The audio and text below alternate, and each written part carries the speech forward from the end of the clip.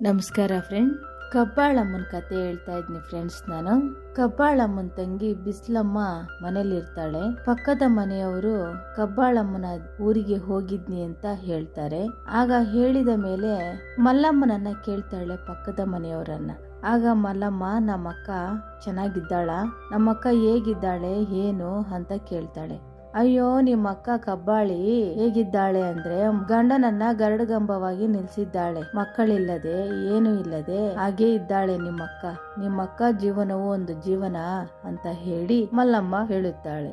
ಆಗ ಮಲ್ಲಮ್ಮ ಆ ತರ ಹೇಳಿದ ಮೇಲೆ ನನ್ನಕ್ಕ ತಂದೆ ತಾಯಿ ಇಲ್ಲದೆ ತುಂಬಾ ಕಷ್ಟಗಳನ್ನು ಅನುಭವಿಸಿದ್ದಾಳೆ, ಅವಳಿಗೆ ಹಿಂಗಾಯ್ತು ಅಂತ ಹೇಳಿ ಬಿಸ್ಲಮ್ಮ ಹೇಳುತ್ತಾ ಇರುತ್ತಾಳೆ. ಆಗ ಹೇಳ್ತಾ ಇದ್ದಂಗೆ ಆ ಕಡೆಯಿಂದ ಕಬ್ಬಾಳಮ್ಮ ಬರುತ್ತಾ ಇರುತ್ತಾಳೆ.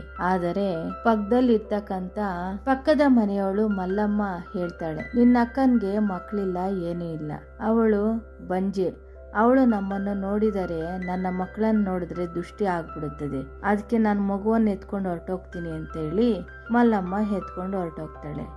ಆಗ ತಂಗಿ ಬಿಸ್ಲಮ್ಮ ಯೋಚನೆಯನ್ನು ಮಾಡ್ತಾಳೆ, ನನ್ನ ಅಕ್ಕ ಮಕ್ಕಳನ್ನ ನೋಡ್ಬಿಟ್ರೆ ಮಕ್ಕಳು ಏನಾದ್ರೂ ಆಗ್ಬಿಡ್ತದೆ ಅಂತ ಹೇಳ್ಬಿಟ್ಟು ಮಕ್ಕಳನ್ನೆಲ್ಲ ಕರೆದ್ಬಿಟ್ಟು ತಗೊಂಡೋಗಿ ಒಂದು ಮೂಲೆಯಲ್ಲಿ ಬುಟ್ಟಿಯಲ್ಲಿ ಹಾಕಿ ಮುಚ್ಚಿಡ್ಬಿಡ್ತಾಳೆ.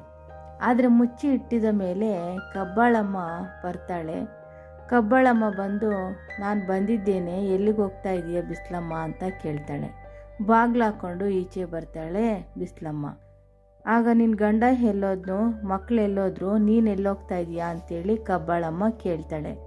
ಆಗ ಕೇಳಿದ ಮೇಲೆ ಬಿಸ್ಲಮ್ಮ ಹೇಳ್ತಾಳೆ, ಸಂತೆಗೆ ಹೋಗಿದ್ದಾರೆ ನಮ್ಮ ಯಜಮಾನ್ರು, ಮಕ್ಕಳು ಅವ್ರ ಜೊತೆಲೇ ಹೋಗಿದ್ದಾರೆ. ಅಕ್ಕ ಇವತ್ತು ಬಂದಿದೆಯಲ್ಲ ಅಕ್ಕ, ನಾನು ಹೋಗ್ತಾ ಇದ್ದೀನಿ, ಯಾಕಕ್ಕ ಬಂದಿದ್ದು ಅಂತೇಳಿ ಕೇಳ್ತಾಳೆ. ಅಯ್ಯೋ ನನ್ನ ಮಕ್ಕಳನ್ನ ನೋಡಬೇಕು ಅಂತ ತಿಂಡಿ ತಗೊಂಡು ನಿನ್ನ ಮಕ್ಕಳನ್ನ ನೋಡಬೇಕು ಅಂತ ತುಂಬ ಆಸೆಯಿಂದ ಬಂದೆ ಅಂತ ಹೇಳ್ತಾಳೆ.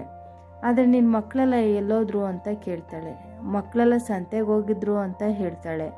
ಆದರೆ ಬಿಸ್ಲಮ್ಮ ಸುಳ್ಳು ಹೇಳ್ಬೇಡ, ಕರೆಕ್ಟಾಗಿ ಹೇಳು, ಯಾಕೆ ಸುಳ್ಳು ಹೇಳ್ತಾ ಇದೀಯಾ ಅಂತ ಎಷ್ಟೇ ಕೇಳಿದರೂ ಅವ್ರ ತಂದೆ ಜೊತೆ ಹೋದ್ರು ಅಂತಲೇ ಹೇಳ್ತಾಳೆ. ಆದರೆ ಆ ಮೂಲೆಯಲ್ಲಿರೋದೇನು ಅಂತ ಕೇಳ್ತಾಳೆ. ಕಲ್ಲುಗಳು ಅಂತ ಹೇಳ್ತಾಳೆ ಬಿಸ್ಲಮ್ಮ. ಆಗ ಹೇಳಿದ ಮೇಲೆ ಕಬ್ಬಾಳಮ್ಮನಿಗೆ ತುಂಬ ಕೋಪ ಬಂದ್ಬಿಡುತ್ತದೆ. ಹಾಗಾದರೆ ಆ ಮೂಲೆಯಲ್ಲಿರೋದೇನು ಅಂತ ಮತ್ತೆ ಕೇಳ್ತಾಳೆ. ಅಲ್ಲಿರೋದು ಕಲ್ಲುಗಳು ಅಂತ ಹೇಳ್ತಾಳೆ.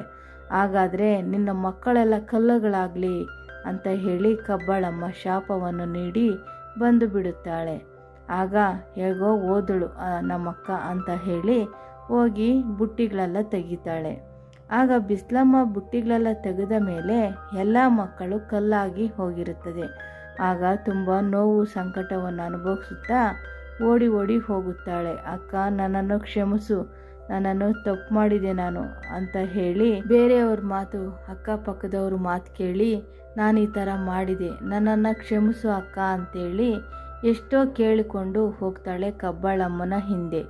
ಏನೇ ಕೇಳಿಕೊಂಡರೂ ಕಬ್ಬಾಳಮ್ಮನಿಗೆ ಕರಗೋದಕ್ಕೆ ಆಗುವುದೇ ಇಲ್ಲ. ಆಗ ಸೆರೆಗಿಡ್ದು ಕೇಳಿಕೊಳ್ಳುತ್ತಾಳೆ, ಕಾಲಿಗೆ ಬೀಳುತ್ತಾಳೆ. ಆಗ ಕಬ್ಬಾಳಮ್ಮ ಕರಗಿ ಹೇಳುತ್ತಾಳೆ. ಆಗ ಒಬ್ಬ ಮಗನಿರುತ್ತಾನೆ, ಮಗನು ಬರುತ್ತಾನೆ. ಆ ದೊಡಮ್ಮ ಅಂತ ಬಂದು ಕಾಲಿಗೆ ಬೀಳುತ್ತಾನೆ. ಆಗ ಹೇಳುತ್ತಾಳೆ ಕಬ್ಬಾಳಮ್ಮ ಕರಗಿ, ನನಗೆ ನಿನಗಿಬ್ಬರಿಗೂ ಇವನೇ ಮಗ, ಈ ಕ್ಷೇತ್ರವೆಲ್ಲ ಕಬ್ಬಾಳವಾಗಿ ಬೆರೆಯಲಿ, ಈ ಕ್ಷೇತ್ರ ಜಾತ್ರೆ ಆಗಿ ನಡೆಯಲಿ ಅಂತ ಹೇಳಿ ಆಗ ಹೇಳಿಬಿಟ್ಟು ಹೋಗುತ್ತಾಳೆ ಕಬ್ಬಾಳಮ್ಮನ ಪವಾಡಗಳು ಈ ಥರ ನಡೆಯುತ್ತೆ ಫ್ರೆಂಡ್ಸ್. ಈ ಕತೆ ಏನಾದರೂ ಇಷ್ಟ ಆದರೆ ಶೇರ್ ಮಾಡಿ, ಸಬ್ಸ್ಕ್ರೈಬ್ ಮಾಡ್ಕೊಳ್ಳಿ, ಲೈಕ್ ಮಾಡಿ ಫ್ರೆಂಡ್ಸ್. Bye friends.